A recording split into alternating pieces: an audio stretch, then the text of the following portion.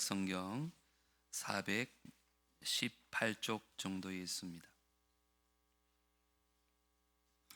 사무엘상 7장 10절은 제가 읽고 11절은 여러분 읽으시고 12절은 함께 읽도록 하겠습니다. 사무엘이 번제를 드릴 때에 블레셋 사람이 이스라엘과 싸우려고 가까이 오매 그날에 여호와께서 블레셋 사람에게 큰 우레를 발하여 그들을 어지럽게 하시니 그들이 이스라엘 앞에 패한지라.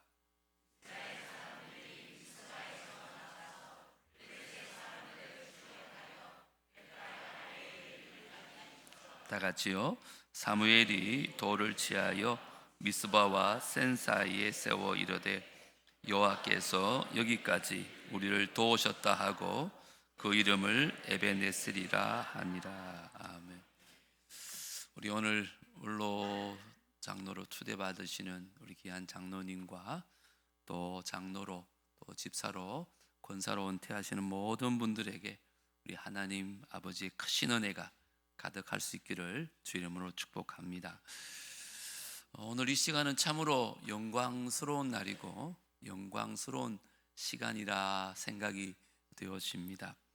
왜냐하면 지금까지 여러분의 수고와 충성을 그 누구보다 우리 하나님께서 칭찬하시고 인정해 주는 시간이 되기 때문이 아닌가 생각합니다. 물론 여러분들에게 박수 쳐시는 분들은 여기 모인 다 사람들입니다.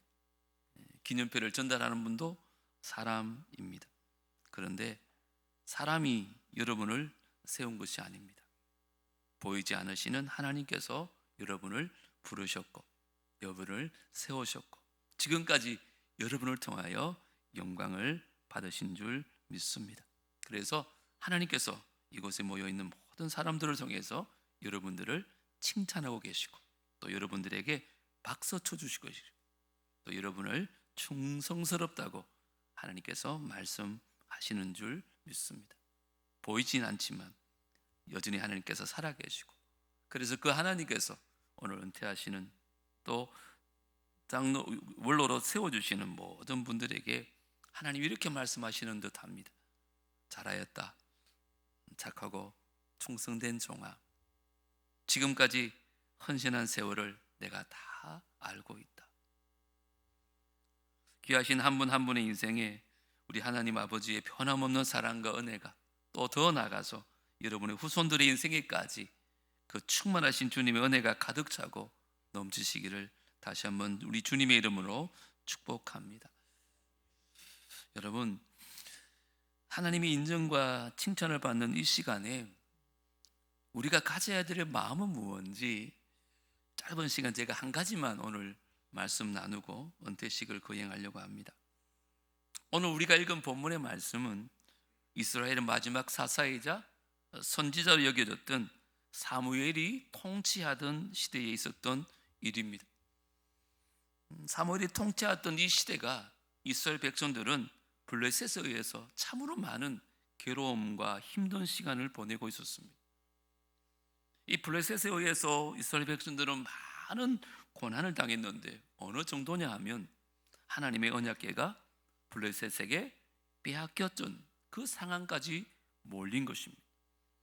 이 말은 모든 것이 다 빼앗겼다 그런 뜻입니다. 그리고 그 언약궤가 돌아온 지 얼마 되지 않은 순간에 있었던 일이 오늘 본문입니다.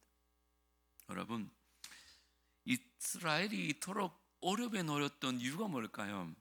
그것은 바로 당시가 사사시대였다는 걸 생각하면 이건 정치적인 문제도 아니었습니다. 군사적인 문제도 아니었고요, 경제적인 문제도 아니었습니다. 이것은 심각한 영적인 문제였기 때문에 그렇습니다. 이스라엘은 그 전능하신 하나님, 만군의 여호와 되시는 하나님을 외면하고 바알과 아스타롯을 섬기면서 음행하기 시작합니다. 그 영적인 타락의 결과로 이들은 블레셋으로 인해서 큰 아픔 가운데 놓이게 됩니다. 그래서 이들이 블레셋으로 인해서 괴로움을 당하면서 2절을 보면 그때서 비로소 여호와를 갈망하게 됩니다. 2절에 뭐라 그래요? 이스라엘 온 족속이 여호와를 사모하니라. 그러니까 사무엘이 그들에게 이렇게 얘기해요.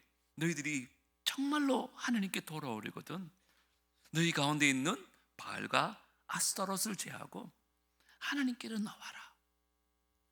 그러자 이들이 자신들에게 풍요로운 번영을 가져다 줬또 믿었던 그 바알과 아스타롯의 신상을 다 파괴하고 버리고는 하나님께로 돌아오기 시작합니다. 그 모습을 본 사무엘이 그들에게 말합니다. 미스바로 모이라. 온 이스라엘이 미스바로 모여서 금식하고 제사 드리면서 하나님께 자신들의 죄를 자복하고 회개하며 기도하기 시작합니다. 영적인 대각선과 부흥이 미스바에서 일어나게 된 것입니다. 그런데 이스라엘이 금식하며 기도한다는 소식을 들은 블레셋이 아마 이때다 싶었는지 군사들을 이끌고 이스라엘을 공격하기 위해서 침공을 해온 것입니다. 그때 당황했던 이스라엘 백성들은 사무엘에게 이렇게 얘기합니다. 8절인데요. 이스라엘 자손이 사무엘에게 이르되 당신은 우리를 위하여 우리 하나님 여호와께 쉬지 말고 부르짖어 우리를 블레셋 사람들의 손에서 구원하시게 하소서 하니. 한마디로 말하면 당신은 우리를 위해서 하나님께 기도해달라는 부탁을 합니다. 그래서 사무엘은 금식하며 제사를 드리며 하나님께 간절히 기도합니다. 하나님께서 그의 기도에 응답하셔서 큰 우레를 통해서 쳐들어온 블레셋을 멸하십니다. 그 결과 이스라엘은 큰 승리를 거두게 됩니다. 여러분, 바알과 아스타롯을 버리고 자신에게 회개하고 돌아온 이스라엘 백성들은 하나님께서 인정하고 칭찬하신 것입니다. 내가 너희의 돌이킴을 안다. 내가 너희의 돌이킴을 인정한다. 나에게 돌아온 것을 참 잘했다. 이렇게 칭찬하시면서 그들이 하나님께 돌아왔을 때만 누릴 수 있는 그런 승리를 축복으로 허락하신 것입니다. 자, 그런데 그렇게 하나님께 인정받았을 때 그들이 한 행동이 무엇인가라는 것입니다. 조금 전에 읽은 12절 말씀이죠. 우리 같이 한번 읽겠습니다. 시작. 사무엘이 돌을 취하여 미스바와 센 사이에 세워 이르되 여호와께서 여기까지 우리를 도우셨다 하고 그 이름을 에벤에셀이라 하니라. 사무엘이 미스바와 센 사이에 돌을 취합니다. 그리고 그 돌을 세워요. 그러면서 이렇게 말하죠. 여호와께서 여기까지 우리를 도우셨다. 그러면서 그 돌의 이름을 뭐라고요? 에벤에셀, 도움의 돌이라 이렇게 명합니다. 여러분, 사무엘과 이스라엘 백성들은 하나님의 인정과 칭찬을 받는 그 순간에 뭐 했다고요? 기념비를 세웁니다. 자, 묻습니다. 그러면 그 기념비는 무엇을 기념하는 기념비일까요? 이스라엘의 승리를 기념하는 기념비가 아닙니다. 이스라엘의 용맹함과 그 전략의 탁월함을 기념하는 기념비가 아닙니다. 이 기념비는 하나님의 도우심을 기념하는 기념비인 줄 믿습니다. 사랑하는 모든 은퇴자와 또 초대받으시는 장로님, 정말 지금까지 여러분의 여정 가운데 수많은 전쟁과 같은 상황들이 있었을 것입니다. 사람들과의 관계 속에서 수많은 어려움도 있었을 것이고 때로는 가슴 치며 남몰래 흘렸던 억울함의 눈물도 있었을 것입니다. 여러분의 삶의 환경들을 생각해 보면 지금까지 오는 그 모든 과정들 참으로 쉽지 않았을 것입니다. 그런데 여러분 어떻게 지금 그 모든 시간을 마무리하고 하나님께 인정받고 칭찬받는 이 시간에 오게 되었을까요? 물론 정말 여러분의 눈물근 고군분투가 있었을 것이고 헌신과 수고가 있을 것입니다. 하지만 저는 확신합니다. 분명히 여러분들이 교회를 섬기신다고 누구보다 애쓰고 힘쓰셨지만 그것만으로는 여기까지 오지 못했을 것입니다. 여러분에게 도움의 돌이 있었는 줄 저는 믿습니다.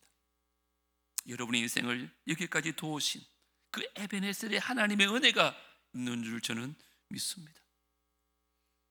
그 하나님이 여러분을 지금 칭찬하시고 인정하시면서 잘했다, 수고했다라고 격려하실 때, 예, 주님, 제가 참 수고했고 내가 참 잘했습니다 라고 고백하는 것이 아니라, 아닙니다 주님, 주님의 도우심이 없었다면 가능하지 못했을 것입니다. 하나님이 여기까지 도우셨기에 내가 지금 이 자리에 있을 수 있음을 고백합니다. 하나님이 여러분을 인정하는 이 자리에 저와 여러분은 이제 하나님을 인정해야 됩니다. 다르게 표현하면 기념비를 세우셔야 됩니다. 그 기념비는 지금까지 수고하신 여러분의 인생을 드러내는 기념비가 아닙니다. 여러분의 승리를 드러내는 기념비가 아닙니다. 도움의 돌이신 에베네셀의 하나님의 그 은혜를, 그 도우심을 드러내는 기념비인 줄 믿습니다. 그래서 오늘 제가 설교 제목을 기념비적인 인생이라 이렇게 잡아봅니다. 기념비는 누구를 위한 것일까요? 여러분, 당대 사람들을 위한 게 아니에요. 당대 사람들은 기념비를 세우지 않아도 이미 하나님의 도우심의 역사를 경험하고 기억했던 사람이에요. 그 기념비는 그 하나님의 역사를 목격하지 못하고 직접 경험하지 못한 그들의 후손들을 위한 것이었어요. 오늘 여러분의 은퇴와 또 추대를 축하하기 위해서 가족들과 우리 성도님들과 어쩌면 여러분의 후손들이 이 자리에 함께 왔을 것입니다. 그들에게 여러분이 기념비적으로 역할을 감당해야 한다는 것입니다. 내가 수고했고 내가 헌신해서 지금 이 자리에 있는 게 아니라 하나님이 나를 도우셨기에 가능했다. 그들이 여러분을 향해서 박수 칠 때 여러분은 그 박수를 하나님께 올려 드려야 됩니다. 그럴 때 여러분의 수고와 헌신을 경험하지 못했던 그들도 하나님을 바라보며 그들의 인생도 여러분들처럼 주님께 헌신된 인생이 되어질 줄 믿습니다. 지금까지 참 잘 달려오셨습니다. 정말 수고 많으셨습니다. 그 성기가 헌신에 교회를 대표해서 다시 한번 감사를 드립니다. 그런데 저는요, 여러분의 다른 박질이 여기서 끝나는 것이 아니길 바랍니다. 은퇴라는 영어는 retire라는 단어를 씁니다. retire라는 단어는 마치 타이어를 다시 갈아 끼우는 것 같다는 뜻입니다. 문뜻은 자리에서 잠깐 타이어를 갈아 끼우고 이제 새롭게 달려가는 여정 가운데 계신 것입니다. 여러분들에게 세워진 표대는 아직까지 여러분이 도달하지 못하셨습니다. 여전히 함께 달려가야 할 길이 남아 있습니다. 지금까지 에베네셀로 인도하셨던 그 하나님께서 앞으로 여러분의 모든 다른 박질 가운데도 여전히 임마누엘로 함께 하실 것을 저는 믿습니다. 그 에베네셀로 이끄셨던 하나님을 신뢰하십시오.